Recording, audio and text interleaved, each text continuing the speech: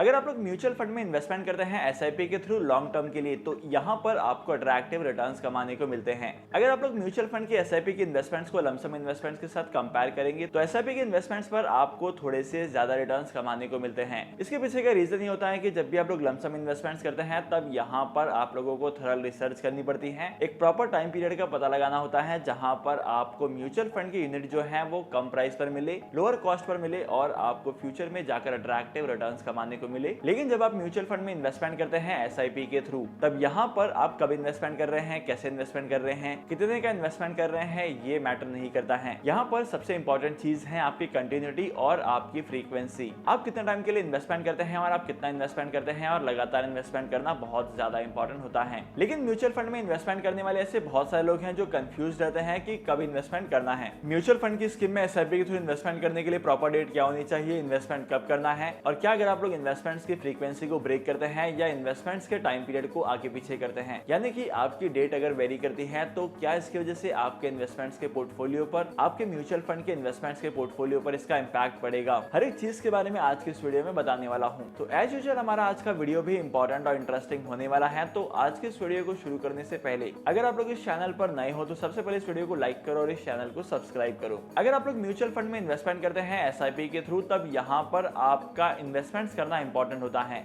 SIP के through investment करने पर यह इंपॉर्टेंट नहीं है कि आपने कौन सी डेट पर इन्वेस्टमेंट किया है। एसआईपी के थ्रू इन्वेस्टमेंट करने पर यह इंपॉर्टेंट है कि आपने कितने टाइम पीरियड के लिए इन्वेस्टमेंट किया है और क्या आप लोगों ने कंटिन्यूअसली इन्वेस्टमेंट किया है। क्योंकि अगर आप लोग ओवरऑल देखेंगे तो ओवरऑल अगर आप लोग एसआईपी के थ्रू इन्वेस्टमेंट करते हैं तो यहाँ पर एसआईपी में इन्वेस्टमेंट्स करने का कॉस्ट जो है वो लॉन्ग टर्म में इक्वल ही आता है। क्योंकि एसआईपी के थ्रू इन्वेस्टमेंट करने पर आपके इन्वेस्टमेंट का कॉस्ट जो है वो एवरेज आउट हो जाता है और इसी कॉस्ट एवरेजिंग की वजह से आपको हाई रिटर्न्स कमाने को मिलते हैं।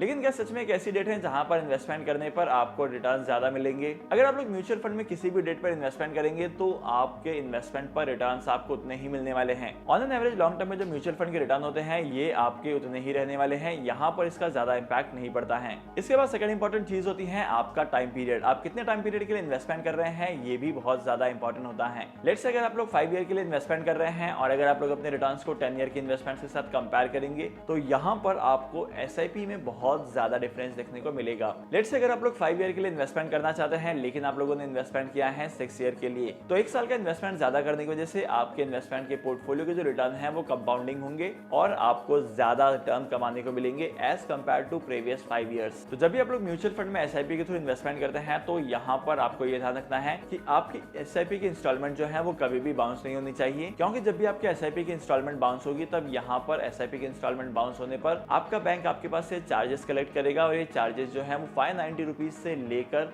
इससे ज्यादा भी हो सकते हैं। डिपेंड करता है बैंक टू बैंक और केस टू केस बेसिस पर। सेकंड इंपॉर्टेंट चीज, आपको एसआईपी के तौर पर इन्वेस्टमेंट्स करने के लिए कम से कम 3 साल के टाइम पीरियड को चूज करना है और अगर आप लोग इससे कम टाइम पीरियड के लिए इन्वेस्टमेंट करते हैं तो आपको रिटर्न्स अट्रैक्टिव नहीं मिलेंगे। और बहुत सारे केसेस में देखा जाता है कि जो म्यूचुअल फंड की इन्वेस्टमेंट है और बहुत सारे केसेस में देखा जाता है कि शॉर्ट टर्म में बहुत सारे म्यूचुअल फंड की स्कीम में बहुत ज्यादा वोलेटिलिटी दिखाई देती है। म्यूचुअल फंड की यूनिट की वैल्यूज जो है वो कम या ज्यादा होने लगती है, तो शॉर्ट पीरियड ऑफ टाइम में आपको फ्लक्चुएशंस का सामना करना पड़ सकता है। तो लॉन्ग टर्म में इन्वेस्टमेंट करना ही आपके लिए बेनिफिशियल होगा।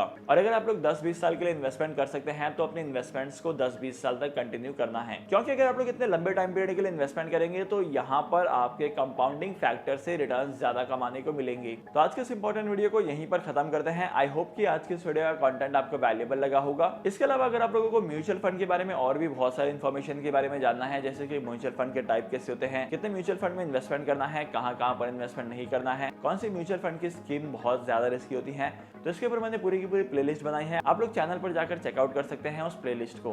तो फिर मिलते हैं अगली वीडियो में नए टॉपिक के साथ, एक इंटरेस्टिंग टॉपिक के साथ। तब तक के लिए signing off, happy investing and good bye.